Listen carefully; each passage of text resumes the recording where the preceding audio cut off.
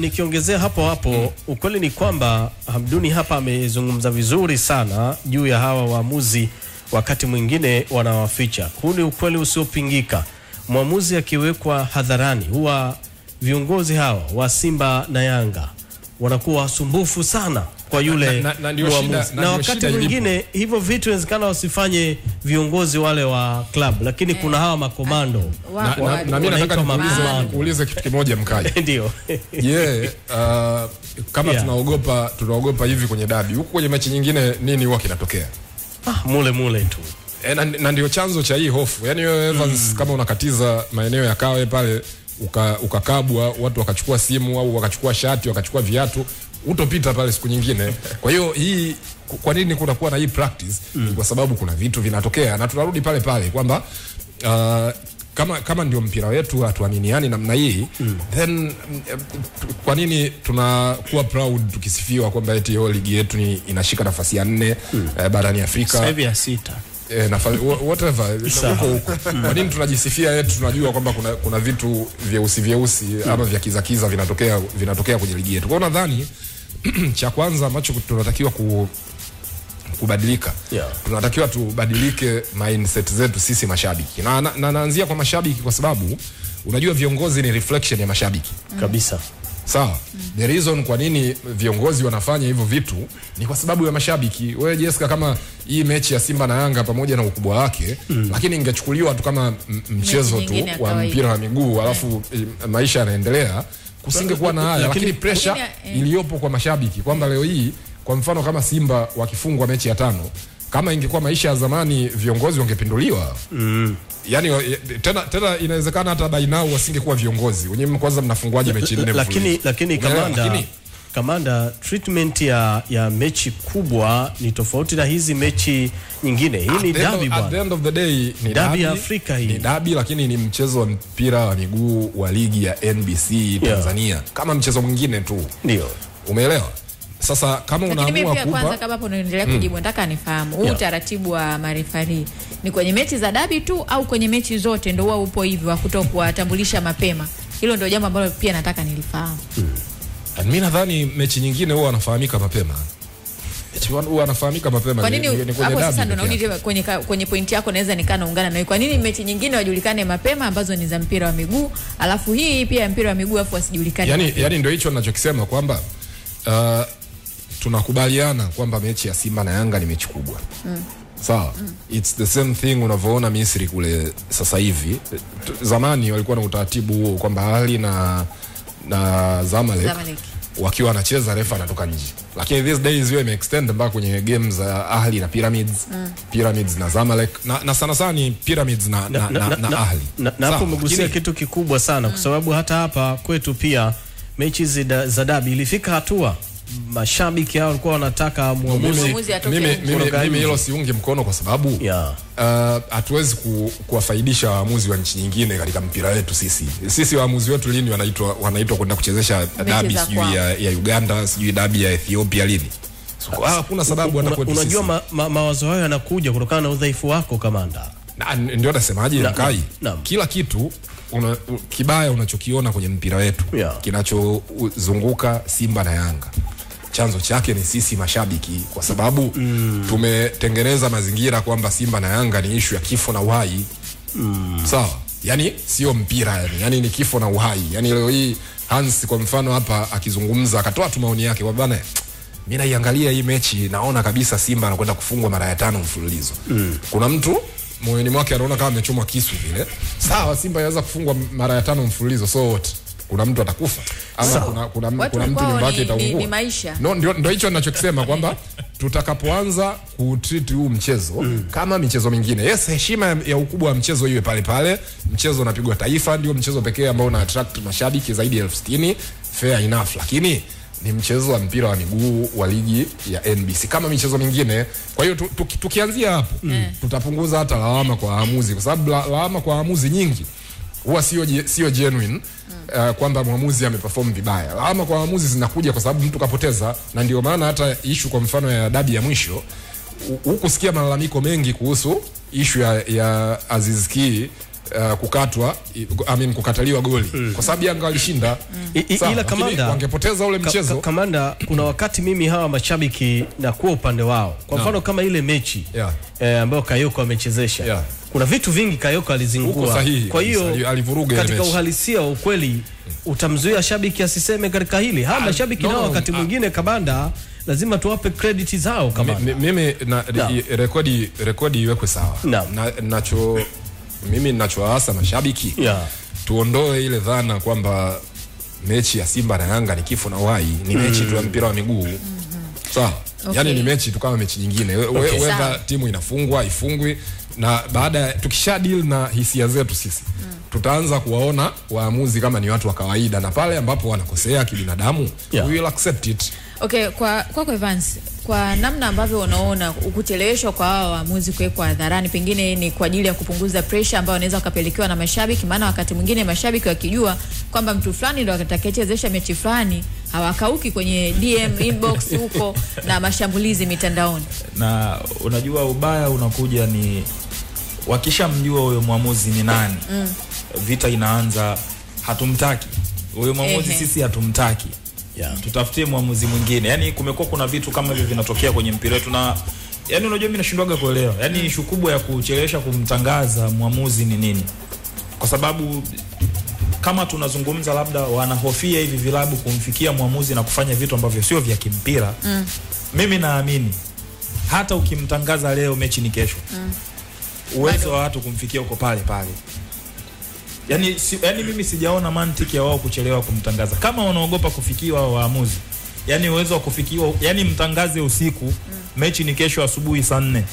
Watu usiku huo watamfikia mwamuzi, wanachotaka kukifanya watakifanya kama nia yao ni kukutana na mwamuzi. Kwa hiyo kuna mazingira ambayo mimi naamini tuondoke kwenye hizo dhana ambazo sio za kimpira. Amezungumza kitu cha msingi sana kamanda.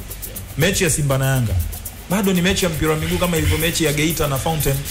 Yani kwa nini huko hakupewi hiyo tension ila kwenye mechi unapewa hiyo tension? Na mchezo ni ule, alama ni hizo ambazo wanapata watu wengine kwenye ligi. Kwa nini hapa? Tulikuwa tunazungumza juzi hapa kuhusu Evans, kabla hujaendelea, wakicheza Leicester na Wolves, alafu anacheza United na Liverpool. Yes. Kwa haraka ni mechi gani ambayo utaipa ukubwa? Wewe unazungumzia ukubwa. Mimi sizungumzii ukubwa. Mimi nazungumzia ule tunasema usawa wa watu wote. Yani kwangu mimi kama Paul Mkai, mechi ya Ken Gold na Fountain Gate ni mechi ndogo tu. Ni mechi ndogo ukilinganisha na mechi ya Simba na Yanga. Mechi ya Simba na Yanga inatoa alama 9 au inatoa alama 3. Basi usawa ndo kitu mimi nakizungumza. Yani kama unaweza kumtangaza mwamuzi wa mechi ya Ken Gold dhidi ya Namungo siku 3 kabla ya mchezo, wai mechi ya Simba na Yanga inashindikana? Tulizungumza juzi hapa, hakuna siku Simba na Yanga wamecheza saa 8. Mimi sijaona. Wengine wanacheza saa 8 mechi 4 mfululizo. Usawa. Yani kuna vitu kwa nini kwa Simba na Yanga vinashindikana, kwa timu zingine vinawezekana kutokea.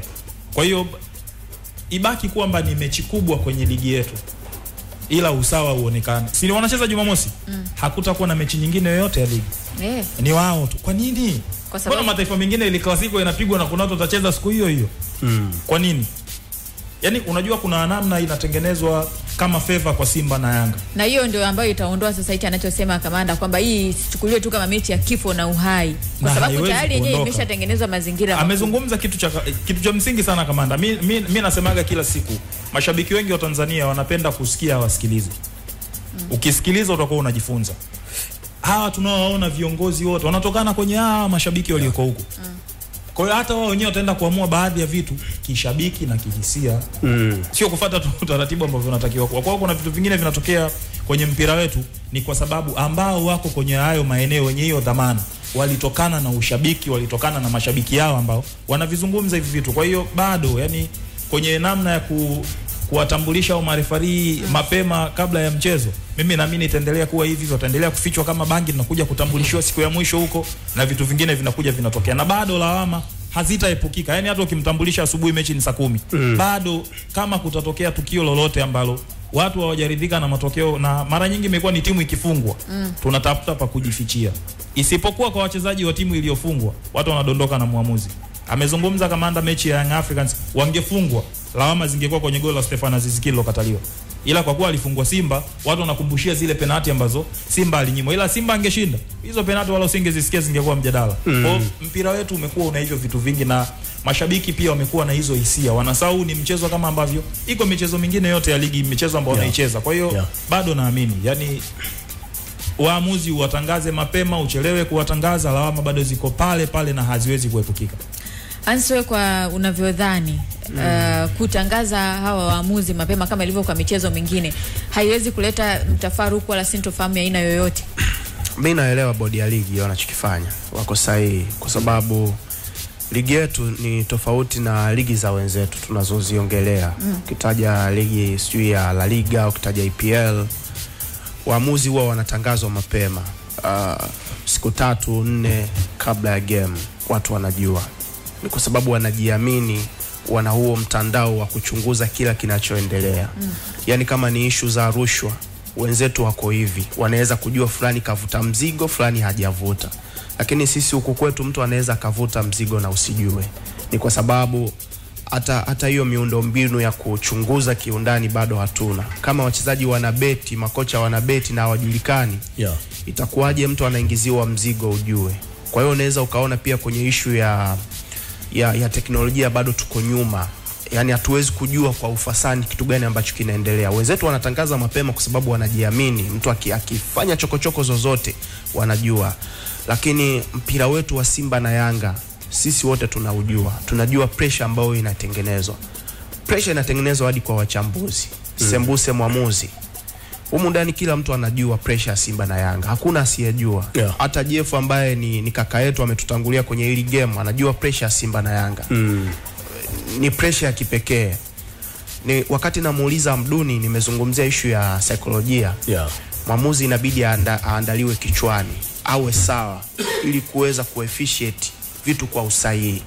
Kama mwamuzi anaingia uwanjani ana doubt, ana pressure, ana hofu, and then inawezekana ni mwamuzi mzuri lakini mkaona madudu kwa sababu kichwani hayuko sawa, aishavurugwa. Kwa hiyo kitendo cha kuwaficha hawa waamuzi ukaja kuwatangaza muda mchache kabla ya game, kuna namna unapunguza matatizo ambayo yangetokea kwa waamuzi. Yani nchi yetu bado ina shida, yani teknolojia bado tuko nyuma, na mashabiki wetu kama alivyozungumza Evans wanapenda kusikia sio kusikiliza. You see? Na Hansi, kabla hujaendelea niongezee kwenye hiyo hoja. Na endapo atatangazwa mapema alafu akienda kuvurunda, akienda tofauti, hawa mashabiki watarudi tena. Tatizo mmemtangaza mapema. Ni kweli. Sijui unaelewa hicho kitu. Kwa hiyo mashabiki tena watageuka tena katika namna moja ama nyingine.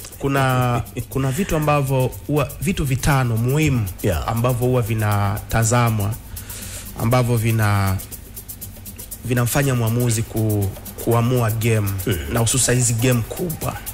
Kitaalamu vitu vitano. Kitu cha kwanza tunatazama current form ya mwamuzi. Kama ambavyo unamzungumzia Mkwala, kama ambavyo unamzungumzia sijui Yaua au Mpanzu kwamba wako na form, hata waamuzi nao wanakuwa na form. Kwa hiyo tunaangalia current form ya mwamuzi, ni mwamuzi gani ana form nzuri, anafanya vizuri. Ni kigezo cha ubora wake wa sasa. Ubora wake wa sasa, sio historia. Sio historia, current form. Tunaiweka pale. Kitu cha pili tunaangalia decision making, uwezo wake wa kufanya maamuzi, uwezo wake wa kuchakata maamuzi. Ni sifa ya pili tunaiweka pale. Sifa ya tatu ni positioning awareness ya mwamuzi. Akiwa uwanjani anajiposition vipi? Movement zake uwanjani ziko vipi? Yani kuendana na kasi ya mchezo. Kwa hiyo positioning awareness pia ni kitu muhimu sana ambacho tunatakiwa kukiangalia. And then tunakuja issue ya fiziki, si ndio? Issue ya utimamu kimwili, utimamu wake. Tunamwangalia huyu mwamuzi yuko timamu kweli, anapiga jaramba dakika 90 kweli ama anakata upepo? Maana kata upepo tu kisaikolojia zikana akaenda ndivyo sivyo tena kwenye maamuzi. Kitu cha tano communication, mawasiliano. Kuna sheria 17 za mchezo. Lakini FIFA wamewahi kuhisi kwamba kunatakiwa kuongezeka sheria moja zifike 18. Na hiyo sheria walihisi inatakiwa kuwa ni busara. Busara la mwamuzi. Yani kuna tukio linatokea ni kweli unaona ili tukio labda liko hivi, lakini mwamuzi anatumia busara, na hiyo busara inakuja pia kwenye communication. Jinsi gani ambavyo una communicate na wachezaji. Mchezaji amefanya rafu, unampa kadi, unamuelezea umefanya tukio lile mwanzoni, nimekuacha, umefanya lile nimekuacha, umefanya lile nimekuacha, sasa hivi ninakupa. Communication. Sio yule mwamuzi ambaye tulimuona anaenda kukaba watu koo. Mchezaji ajali kazini. Wewe una kadi. Ajali kazini. Wewe umeshindwa ku-communicate vizuri na mchezaji alienda kumkaba koo. Mwamuzi gani yule? Kumbuka yule ni Mdoe. Mdoe. Crown Media. Hapa ni nyumbani.